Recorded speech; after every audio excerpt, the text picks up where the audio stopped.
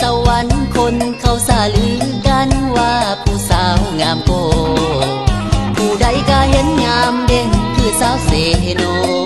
ผู้ใดก็เห็นงามเด่นคือสาวเสโนทั้งขาวทั้งงามทั้งโกสาวเสโนคักหลา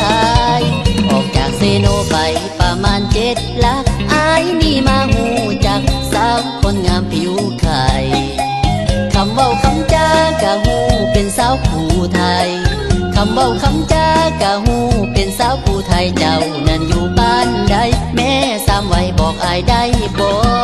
น้องตอบคำถามว่าบ้านน้องอยู่ไสอยู่บ่ไกลบ่ไกลน้องคำแหดปุ่นละน้อง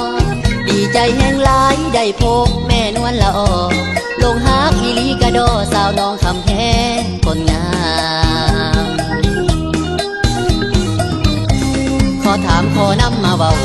ขอถามขอนำมาเว้าผู้สาวมีสู้แล้วบ่อย่าขอเมื่อนำฮอดบ้านนางน้องว่าจังใดแก้มไม่สาวผู้ไทยเอ่ยลงฮักสามเสยเบิดใจแล้วเบิดใจแล้วอยากมาซอยน้องเฮ็ดนาหาปูหาปลาปลูกผักปลูกแตงเว้าออกจากใจบ่ได้หลอกเด้อคำแพงฮักจริงบ่ได้มาแกล้งเว้าหยอกคำแพงดอกนาน้องจงเมตตาสงสารอายแน่สาวอายมาช่วยแบ่งเบามาค่าจำวันไทย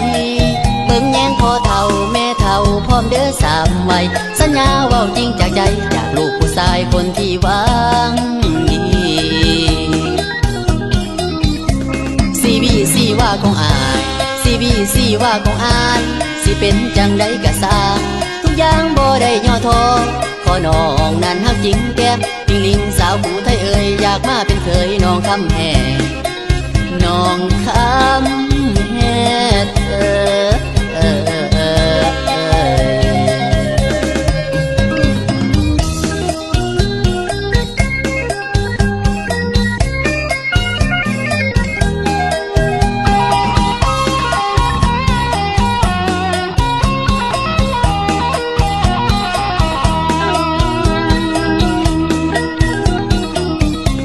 ขอถามขอนำมาเว้า